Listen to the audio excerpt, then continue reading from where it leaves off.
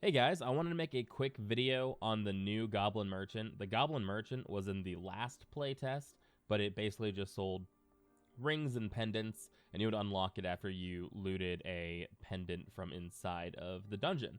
Now the Goblin Merchant is here all the time, and instead of being a jewelry seller, it is actually a gambling merchant. So if you've played something like Diablo 2, you've seen something like this before. You're able to turn your hard-earned gold into a random item. Now, you get to see the base item, so you'll know if you're gambling for, here my examples right now, a magic staff or rawhide gloves, but you won't know what the rarity is, and then you will be randomizing what the affix is. So if it's a magic item, it might have plus spell capacity on it, or it might have one of the many worthless stats that are in Dark and Darker. So everything is 75 gold, so it's a little under a high roller to launch.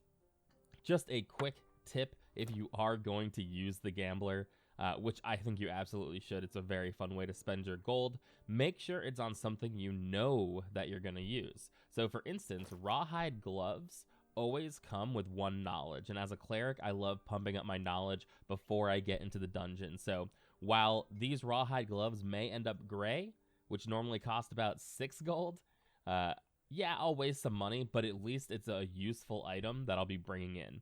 If I go ahead and gamble on these Lightfoot boots, I'm hoping that it'll roll a really good magic roll, but if I get the rawhide gloves, it's already going to have that knowledge on it. So why don't we go ahead and see what we get. 75 gold.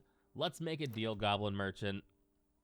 And we've got blue rawhide gloves, 1 will, 1 knowledge, 1% physical damage bonus. So 1% physical damage bonus, we'll take it. 1 will, 1 knowledge, basically what we expected. It's 1 armor more than my green rawhide gloves I'm wearing now, so not a huge item, probably not worth 75 gold, but I can take this item and turn it into 75 gold in the dungeon. I'm not going to be too heartbroken. So definitely worthwhile here. And there's not a ton of things to spend your gold on. Unless you're spending high value dollars on the exact items you want, you may as well send your gold at the Gambler, because frankly it's taking up quite a lot of space anyway. You may as well spend it or do some high roller rat runs and waste through it. So that is the new Goblin Merchant. Again, Goblin Merchant was in the game, but now he is a fun gambling boy. Let's do one more. Just you know what, let's do the magic staff. I don't use magic staffs, but I have a feeling that they can roll. My guess is that they can roll something magic-y more often, and I want something magic-y, so let's see what we pull.